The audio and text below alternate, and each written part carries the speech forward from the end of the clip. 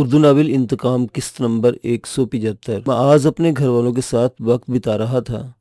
علینا کو ذمہ داریاں اٹھاتا دیکھ کر وہ حیران اور جذباتی ہو گیا تھا اور علینا سے مخاطب تھا۔ مشکل تو ہوتی ہوگی زندگی، میرا مطلب ہے یہاں جدید زندگی کی کوئی سہولت نہیں اور نہ ہی کاموں کو آسان بنانے کے لیے مشینیں، بلکہ یہاں تو بجلی بھی پورا سال نہیں ملتی۔ مجھے علم ہوا کہ سردیوں میں جب برف جم جاتی ہے تو یہاں قائم بجلی گھر کام کرنا چھوڑ دیتا ہے۔ وہ اس طرز زندگی کے لیے تھوڑی سی تشویش میں مبتلا تھا۔ دریا بہنا بند کر دے تو ٹربائن نہیں چل پاتے نا، لیکن اس سے کوئی بڑا مسئلہ نہیں ہوتا، حالات کے حساب سے سارے انتظام کر لیتے ہیں لوگ۔ علینا نے مگن سے انداز میں اسے جواب دیا اور اسی بڑے حالنما کمرے کے ایک کونے میں رکھے جھولے کی طرف بڑھ گئی۔ جھولے میں سویا ہوا اس کا بچہ کسمس آ رہا تھا۔ وہ اسے تھپکے دے کر سلانے لگی۔ تم اتنے فکر مند مت بنو میاں۔ بندہ شروع جب شہر سے اس طرف آتا ہے تو اسے لگتا ہے کہ یہاں زندگی بہت مشکل اور سست ہے، لیکن پھر آہستہ آہستہ وہ اس ماحول میں رچنے بسنے لگتا ہے اور اسے اندازہ ہونے لگتا ہے کہ سادگی کتنی بڑی سہولت اور آسانی ہے۔ یہاں چند بنیادی سہولیات کے ساتھ بہت مزے سے گزارا ہو جاتا ہے، کوئی سٹیٹس کی ریس نہیں اور زندگی کو بہت سکون سے جیا جاتا ہے۔ لالا عیسیٰ نے اس کی کیفیت کو بھانپ لیا کہ وہ باپ اور بہن کے اس مختلف اور غیر ترقی یافتہ جگہ پر رہنے سے کچھ پریشان ہے، اس لیے تسلی دینے لگا۔ یہاں ضرورت سے زیادہ ہی کچھ سادگی ہے، مجھے تو کوئی باقاعدہ بازار تک دکھائی نہیں دیتا۔ وہ حیران تھا کہ یہ معاملات کیسے چل رہے ہیں، کیونکہ یہاں اس کی ضرورتیں محسوس نہیں کی جاتی۔ یہاں ہر شخص اپنا نائی دھوبی موچی خود ہے، دودھ انڈوں اور گوشت کے لیے جانور خود پالتا ہے، خود سبزیاں اگاتا ہے۔ اکثر گھروں میں کھڈی پر کپڑا بھی بنا جاتا ہے۔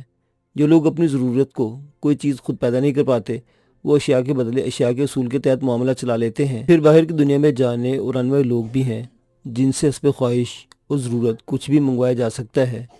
وہ اسے یہاں کے طرز زندگی سے آگاہ کر رہا تھا۔ لالا عیسیٰ بالکل ٹھیک کہہ رہے ہیں بیٹا، تم ہمارے لیے پریشان نہ ہو، ہم نے یہاں ایڈجسٹ کر لیا ہے اور مزے سے ہیں۔ اس بار خاور احمد نے بھی لالا کا ساتھ دیا، مگر ابو تعلیم وغیرہ، وہ اب بھی ہچکچاہٹ کا شکار تھا۔ سب ہو جاتا ہے۔ تمہارے خیال میں یہاں کے سارے لوگ ان پڑھ ہیں؟ ایسا بالکل نہیں ہے بیٹا، یہاں اسکول ہے جسے دو بہت ہی محنتی اساتذہ مل کر چلا رہے ہیں۔ کچھ عرصے سے میں بھی ان کے ساتھ شامل ہو گیا ہوں اور مطمئن ہوں کہ یہاں کم از کم اسکول کی سطح پر تو اچھی تعلیم دی جا رہی ہے۔ جن کو آگے پڑھنا ہو وہ شہر میں چلے جاتے ہیں۔ اب ہم نے سعد کو بھی تو بھجوایا ہے نا تعلیم کے لیے۔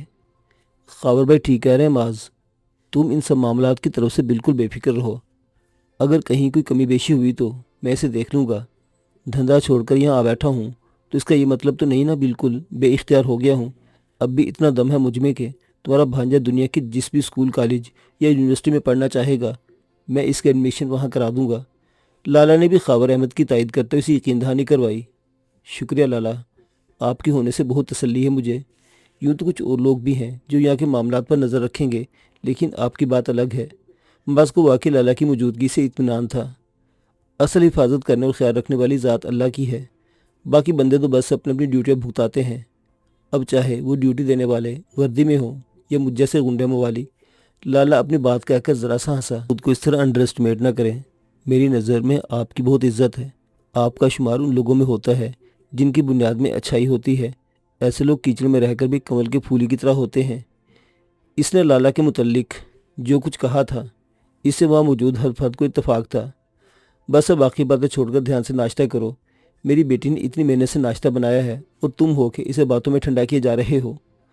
وہ ہونے والی اس ساری گفتگو کے ایک پہلو یہ بھی تھا کہ اس میں کسی دن معاذ کے وہاں سے رخصت ہو جانے کا ذکر چھپا تھا، اور خاور احمد جانتے تھے کہ یہ ذکر علینا کو افسردہ کر دیتا، اس لیے اسے ٹوک کر اس موضوع کو ختم کرنے کا اشارہ دیا۔ کوئی مسئلہ نہیں ابو، مجھے یقین ہے کہ ٹھنڈا ہو کر بھی یہ ناشتہ اتنا ہی لذیذ رہے گا۔ آخر میری بہن نے اتنی محبت سے بنایا ہے اور اس کے ہاتھ میں بالکل امی کے ہاتھ کا ذائقہ ہے۔ معاذ نے لقمہ بنا کر منہ میں رکھتے ہوئے تعریف کی تو علینا کا بجھا ہوا چہرہ کھل اٹھا۔ باقی کا ناشتہ ہلکی پھلکی خوش کپیوں میں ختم ہو گیا۔ ناشتے کے بعد علینا برتن سمیٹے اور صفائی ستھرائی کے کاموں میں مصروف ہو گئی اور وہ سب مرد اٹھ کر باہر آ گئے۔ اچھا بھائی، میں ذرا اپنے مرغیوں کا حال احوال لے لوں، آج اسکول کی چھٹی ہے تو ڈربے کی ذرا تفصیلی صفائی کر دوں گا۔ باہر آ کر خاور احمد یہ کہتے ہوئے مکان کے احاطے میں بنائے گئے مرغیوں کے ڈربے کی طرف بڑھ گئے۔ مجھے بھی اپنی کیاریوں کو دیکھنا ہے۔ لالا بھی جس نے یہاں آنے کے بعد موسم کی سبزیوں کی نئی پنیریاں لگائی تھیں ان سے الگ ہو گیا۔ وکی کے سفر کے لائق ہونے تک وہ لوگ شہر میں رہے تھے۔ وہاں قیام کے اس عرصے میں معاذ تو زیادہ تر اپنی ٹریننگ میں مصروف رہتا، لیکن لالا تو گویا اسپتال میں ہی برے بستر لگا لیا تھا और इसी वक्त वहाँ से टला था जब विक्की को वहाँ से डिस्चार्ज किया गया था। आप अगली बार यहाँ आएंगे तो मैं भी आपको यही सब कुछ करता नजर आऊँगा। विक्की ने जो काफ़ी देर से मुसलसल खामोश था, झल्लाए हुए अंदाज में तबसरा किया, ये कोई बुरे काम तो नहीं है। इन कामों से ज़िंदगी की बुनियादी ज़रूरियात पूरी होती हैं और मुफ्त की साइकोथेरापी अलग है। अब तो माहिरीन खुद ऐसे मशागिल इख्तियार करने को इंसान की जिस्मानी और ज़हनी सलाहियत के लिए मुफीद करार दे रहे हैं। वो विक्की की झल्लाहट की वजह जानते हुए बेनियाजी से बोला और कदम बाहर की जानिब बढ़ाए। वो जानता था कि ये गुफ्तगू यहीं ख़त्म नहीं होगी और वो सबके सामने विक्की से गुफ्तगू करके इनको डिस्टर्ब नहीं करना चाहता था। आपको शायद ऐसा लगता है कि मैं फिजिकली फिट भी नहीं हूँ, इसलिए आपने मुझे अपने साथ ले जाने का इरादा मुलतवी कर दिया है, लेकिन मेरे यकीन करें मैं बिल्कुल ठीक हूँ और आपका पूरा पूरा साथ दे सकता हूँ। गाँव के कच्चे पक्के रास्तों पर चलते हुए विक्की ने वही गुफ्तगू शुरू कर दी जिसकी इससे तवक्को थी। नहीं, तुम पूरी तरह फिट नहीं हो, तुम्हारे सिर्फ जख्म भरे हैं, लेकिन डॉक्टर ने साफ बता दिया है कि तुम्हें लंबे अरसे तक एहतियात करना होगी। डॉक्टर कौन होता है मेरे बारे में फैसला करने वाला? ये मेरा जिस्म है और मैं इसके बारे में ज़्यादा अच्छी तरह जानता हूँ। विक्की के लहजे में एक जिद सी थी। तुम महज जज्बात से काम ले रहे हो, वरना तुम्हारी सारी रिपोर्ट्स वही कह रही हैं जो डॉक्टर ने कहा है, और अगर तिब्बी वजूहात ना भी होती तो भी तुम्हें अपने साथ शामिल न करने का फैसला कर चुका था। वो क्यों? इसे मास के जवाब से धचका लगा। कई वजूहात हैं, जिनमें से सबसे अहम वजह यह है कि मैं चाहता हूँ कि मेरे पीछे ख़ानदान की देखभाल करने के लिए यहाँ कोई मौजूद हो। ये ठीक है कि अब्बू और लाला यहाँ मौजूद है, लेकिन अलीना तुम्हारे बच्चे के लिए जो तुम हो वो कोई और नहीं हो सकता। मेरी बहन को छोटी उम्र में बड़े गमों और मसाइल से गुजरना पड़ा है और मैं चाहता हूँ कि इसके आगे की ज़िंदगी पुरसकून हो। लेकिन ये तो खुदगर्जी है, विक्की ने एहतजाज किया। कोई खुदगर्जी नहीं, लाजिम नहीं कि मुल्क के लिए सारी कुर्बानियाँ एक ही ख़ानदान दे। मेरे घर वालों को भी ज़िंदगी की खुशियों पर हक़ है और मैं तुम समेत किसी को भी इनका ये हक़ छीनने की इजाज़त नहीं दूंगा। इसके दो टोक अंदाज ने विक्की को पल भर के लिए गूंगी कर दिया। माज ने माजी में तो कभी इस अंदाज में गुफ्तगू नहीं की थी। एक और अहम वजह यह भी है कि हमने तुम्हें इस मिशन के लिए पूरी तरह अहल नहीं पाया है। शीरू ज़ुबान को सीखना एक टेस्ट था और तुम इस टेस्ट में काबिल ज़िक्र कारकर्दगी का मुजाहरा नहीं कर सके, जिससे साबित होता है कि तुम में नई ज़ुबानों को तेज़ी से सीखने की सलाहियत मौजूद नहीं, जबकि ये बहुत अहम है। किसी नई जगह खुद को एडजस्ट करने और अपनी बका की जंग लड़ने के लिए ज़रूरी होता है कि आप बहुत अच्छी तरह ना से ही गुजारे लायक वहाँ की ज़ुबान जानते हो। वो इस वक्त किसी भी तरह की मुरवत से काम नहीं ले रहा था, क्योंकि वह जानता था कि जहाँ नरम पड़ा वह विक्की का इसरार जोर पकड़ लेगा। वो तो मैं ज़ख्मी होने की वजह से पूरी तरह फोकस। विक्की ने झींप कर अपनी सफाई पेश करने की कोशिश की, लेकिन माज ने हाथ उठा के इसे बोलने से रोक दिया। इस काम में ऐसे आर्गूमेंट्स की गुंजाइश नहीं होती। ये पूरे होशो हवास में रहकर मर जाने या मार डालने का खेल है, और वैसे भी क्या, विक्की इसका लम्हे भर का तवक्कुफ भी बर्दाश्त नहीं हुआ। कर्नल साहब खुद टीम का इंतखाब कर चुके हैं। इस टीम में कितने और कौन कौन लोग शामिल हैं ये मैं अभी तक नहीं जानता, लेकिन ये तय है कि वो प्रोफेशनल्स और बेहतरीन होंगे। ये आखिरी बात थी जिसके बाद विक्की के पास कुछ भी कहने की गुंजाइश ख़त्म हो गई और इसका मुंह लटक गया। माज को इसे यूं भी मायूस और उदास देखना अच्छा नहीं लगा, इसलिए चलते चलते रुक गया और इसके शाने पर हाथ रखते हुए कदरे नर्म लहजे में बोला, तुम बहुत बासलाहियत और बहादुर जवान हो विक्की, लेकिन ज़रूरी तो नहीं कि कोई शख्स दुनिया का हर काम कर सके। मैं आपके साथ रहना चाहता था, वो बच्ची की तरह बसोरा। जुदाई इस कायनात की अटल हकीकतों में से एक हकीकत है। हम जिंदगी के हर नए मोड़ पर चाहते या ना चाहते हुए अपनी ज़िंदगी में आने वाले कई किरदारों को छोड़ने पर मजबूर हो जाते हैं। मैंने भी अपनी ज़िंदगी में कई कीमती रिश्ते और दोस्त खोए हैं। तुम बुशरा ही की मिसाल ले लो। क्या कुछ नहीं किया इस लड़की ने मेरे लिए। मेरा बहुत दिल था कि ऐसे हालात में, जबकि वो अपना बहुत कुछ खो चुकी है, मैं इसका सहारा बनूं और इसे ज़िंदगी की बहुत सी खुशियाँ दूँ। लेकिन देख लो कि मैं ये सब नहीं कर सका और इसने मुझसे कोई शिकवा किए बगैर अपनी ज़िंदगी की नई राह का तयन कर लिया। अब मैं इसके लिए सिर्फ ये दुआ कर सकता हूँ कि वो जहाँ भी रहे महफूज और पुरस्कून रहे। वो बहुत रसान से इसे समझा रहा था। बिलाखिर विक्की के चेहरे के तासुरात बदले और ऐसा लगा कि वो कायल होने लगा है। अगर तुम भी बुशरा की तरह मुझे किसी मुश्किल में डाले बगैर हंसी खुशी रुखसत की इजाज़त दोगे तो मैं खुद को बहुत हल्का फुल्का महसूस करूँगा। इसने लोहा गर्म देखकर एक और ज़रब लगाई। लेकिन मैं आपको बहुत मिस करूँगा। विक्की बेख्तर नम आंखों के साथ इसके गले लग गया। मिस तो मैं भी तुम सबको करूँगा यार, लेकिन इस इत्मीनान के साथ कि दुनिया के एक खित्ते में मेरा एक छोटा सा ख़ानदान आबाद है और इस ख़ानदान के अफराद जब जब दुआ के लिए हाथ उठाते हैं, इन दुआओं में मेरा नाम होता है। इसने विक्की के खलूस के जवाब में गर्मजोशी का मुजाहरा किया।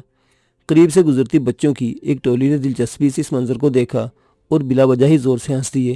ان کے ہونٹوں پر یہ بے فکر ہنسی اس لیے تھی کہ معاذ اور معاذ جیسے کئی بے نام سپاہی ان کی بقا کے لیے اپنے سروں پر کفن باندھے دشمنوں سے برسرے پیکار تھے۔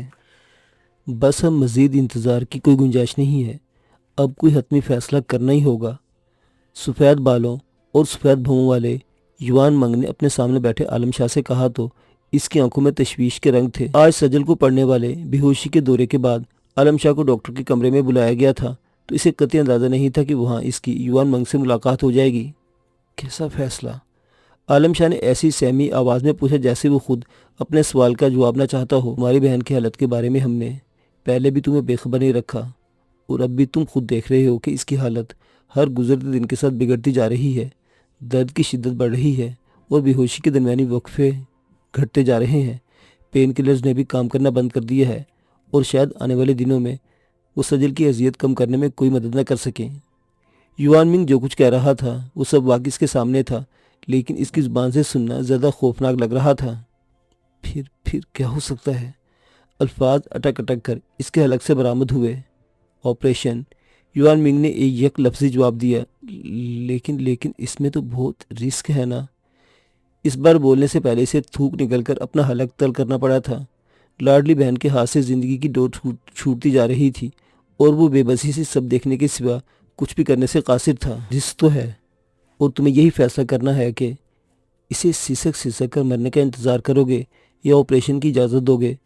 آپریشن کی صورت میں وہ ایک جھٹکے میں مر بھی سکتی ہے اور کوئی طبی معجزہ بھی رونما ہو سکتا ہے۔ یوان منگ کی صاف گوئی نے اسے سر پکڑنے پر مجبور کر دیا۔ اس کے سامنے انتخاب ہی کیا تھا، موت، صرف اور صرف موت، اذیت بھرے زندگی کے چند دن گزار لینے کے بعد ملنے والی موت یا پھر ایک جھٹکے میں آ جانے والی موت۔ آپریشن کی صورت میں ہمارے سامنے ایک نیا آپشن آیا ہے جس کی وجہ سے ہم میں کچھ امید باندھ سکتے ہیں، لیکن اس آپشن کا استعمال تمہاری مرضی اور اجازت پر منحصر ہوگا۔ یوان منگ نے ایک مختصر سے وقفے کے بعد جو کہا اس نے اسے سر اٹھانے پر مجبور کر دیا۔ اگر کوئی امید موجود ہے تو میں ایسے کسی آپشن کو استعمال کرنے سے کیوں انکار کروں گا؟ وہ حیران تھا کیونکہ وہ آپشن خود اپنی جگہ ایک رسک ہے۔ پلیز پہلے نہ بھجوائیں، جو کہنا چاہتے ہیں وہ ایک بار کہہ دیں۔ وہ تھوڑا سا جھنجھلا گیا۔ اس سرجری کے لیے ہماری نگاہ انتخاب پروفیسر اینڈریو پر جا ٹھہری ہے۔ خاص طور پر مجھے لگتا ہے کہ اینڈریو ہی وہ شخص ہے جو اس خطرناک کام کو کامیابی سے انجام دے سکتا ہے۔ آپ کا مطلب ہے وہ پروفیسر اینڈریو جسے معاذ اور آپ کے ساتھی گرفتار کر کے لائے تھے اور جو ایک برفزار میں انسانوں پر گنی پیگز کے تجربات کرتے ہوئے انہیں کسی قصائی سے بھی زیادہ بے رحمی سے موت کے حوالے کر رہا تھا؟ یوان منگ کے جواب نے اسے حیرت سے بھی زیادہ صدمے میں مبتلا کر دیا اور یوں اسے آنکھیں پھاڑ پھاڑ کر دیکھنے لگا جیسے اس کی دماغی حالت پر شبہ ہو۔ اس عرصے میں میری اینڈریو سے کئی ملاقاتیں ہوئی۔ اس نے بے شک انسانی اور طبی اخلاقیات کو بری طرح پامال کیا ہے، جس کے لیے میں اسے بری طرح ناپسند بھی کرتا ہوں، لیکن اس کی انسانی دماغ کے بارے میں معلومات اور مہارت ناقابل تردید ہے۔ وہ اس موضوع سے دیوانگی حد تک محبت کرتا ہے۔ ہمارے ماہرین اس پر ہر طرح کا ذہنی اور جسمانی طور پر تشدد کر کے بھی اس کی مرضی کے خلاف ایک لفظ بولنے پر مجبور نہیں کر پائے، لیکن جب میں اس سے انسانی دماغ پر بات کرتا ہوں تو وہ معلومات کا دریا بہا دیتا ہے۔ ایسا شخص کتنا ہی لائق اور ماہر ہو، اس پر کسی صورت بھروسہ نہیں کیا جا سکتا، اور ہمارا شمار تو ایک طرح سے اس کے دشمنوں میں ہوتا ہے۔ وہ بھلا کیوں ہماری مدد کرے گا؟ عالم شاہ نے زور زور سے نفی میں سر ہلایا۔ اینڈریو کی جو گھنونی حرکات اس کے علم میں آئی تھی، اس کے بعد وہ اس پر بھروسہ بھی نہیں کر سکتا تھا۔ میں نے اس سے سجل کا کیس ڈسکس کیا ہے، رپورٹیں وغیرہ بھی دکھائی تھی، اور تم اندازہ کرو کہ جس معاملے میں میں اور میرے دیگر ہم نوا اور ہم پیشہ 99% نا امید ہیں، وہ اس میں 30% کامیابی کی امید رکھتا ہے۔ یوان منگ ایک طرح سے اسے قائل کرنے کی کوشش کر رہا تھا۔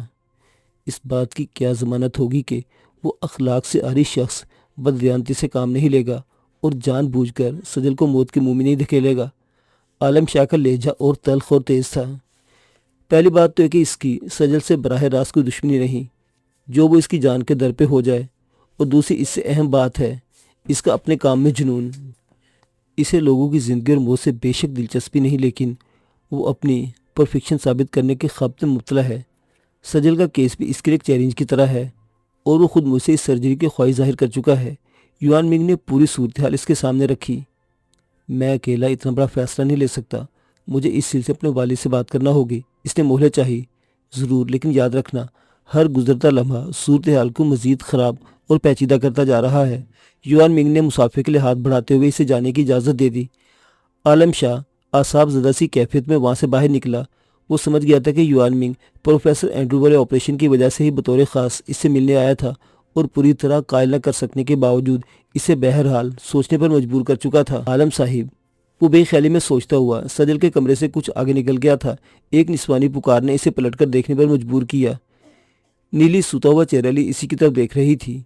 اماں اور ابا سائیں کو تو وہ ملاقات کے اوقات کے علاوہ اسپتال میں رکنے نہیں دیتا تھا، لیکن نیلی کو اعظم کی وجہ سے بطور خاص اجازت ملی ہوئی تھی۔ وہ اعظم کے ساتھ ملحقہ کمرے میں موجود رہتی تھی اور جب جب سجل اعظم سے ملنے کی خواہش کا اظہار کرتی تھی اسے اس سے ملانے کے لیے جاتی تھی۔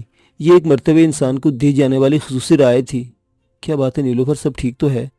کسی انہونی کا احساس اس کے دل کو دھڑکا گیا۔ نیلی کے چہرے پر لکھا اسے شاید اشارہ نہیں دے رہا تھا۔ سجل، وہ ایک لفظ ادا کر کے رک گئی۔ کیا ہوا سجل کو؟ اس کے دل نے ایک پل کے دھڑکنا ہی چھوڑ دی، لگا کہ جس کے ہو جانے کا ڈر ہر دم جان کو سولی پر لٹکائے رکھتا ہو وہ سانحہ ہو گزرا ہے۔ سجل کے دائیں ہاتھ نے کام کرنا چھوڑ دیا ہے۔ ڈاکٹرز کا کہنا ہے کہ ٹیومر نے ان نروز کو متاثر کیا ہے جو دماغ سے ہاتھ تک پیغام لے کر جاتی ہیں۔ نیلی نے تفصیل بتائی تو سمجھ نہیں آئی کہ بدترین کے نہ ہونے پر خوش ہو یا ہو چکا ہے اس پر افسوس کرے۔ واقعی اب کوئی حتمی فیصلہ ناگزیر ہو چلا تھا۔